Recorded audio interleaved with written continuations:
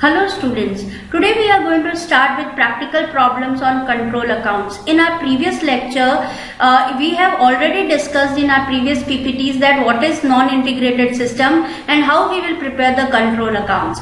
As we have discussed earlier that in control accounts, the transactions are recorded on double entry system. That means there will be a debit side and there will be a credit side.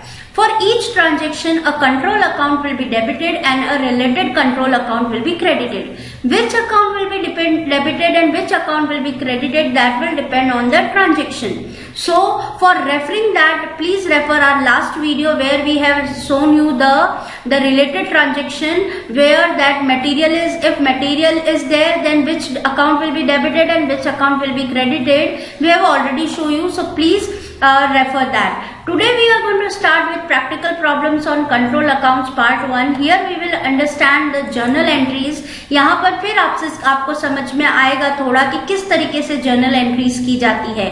जैसे हम financial accounting में journal entry करते थे वैसे journal entry यहाँ पर नहीं की जाएगी. यहाँ पर जर्नल एंट्री पास करने के लिए आपको ये ध्यान में रखना होगा कि हर एक ट्रांजैक्शन के लिए एक कंट्रोल अकाउंट को डेबिट करना है और उसके रिलेटेड कंट्रोल अकाउंट को क्रेडिट करना है. यहाँ पर मैंने आपको समझाने के लिए कुछ स्पेसिमेन ट्रांजैक्शंस लिए हैं, यानी एग्जाम्पल ट्रांजैक्शंस लिए हैं. इन ट्रांजैक्शन की मैं आपको यहाँ पर जर्नल एंट्री सिखाना चाहूंगी कि किस तरीके से जर्नल एंट्री की जाएगी. As discussed in our last video, जैसा कि हमने बताया कि मटेरियल से रिलेटेड जितने भी ट्रांजैक्शन हैं वो सारे के सारे transaction store laser control account के अंदर जाते हैं. यानी मटेरियल परचेस करिए, मटेरियल इशू करिए, मटेरियल का रिटर्न होगा, वो सारे ट्रांजैक्शंस कहाँ जाएंगे? वो सारे ट्रांजैक्शन आपके स्टोर लेजर कंट्रोल अकाउंट में जाएंगे.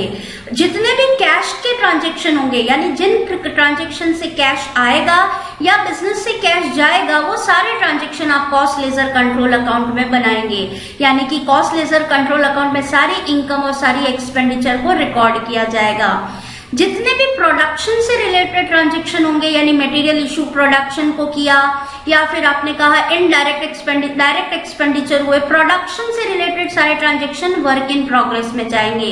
यानी प्रोडक्शन अकाउंट अगर हम देखें तो वो कौन सा अकाउंट है? Work in progress.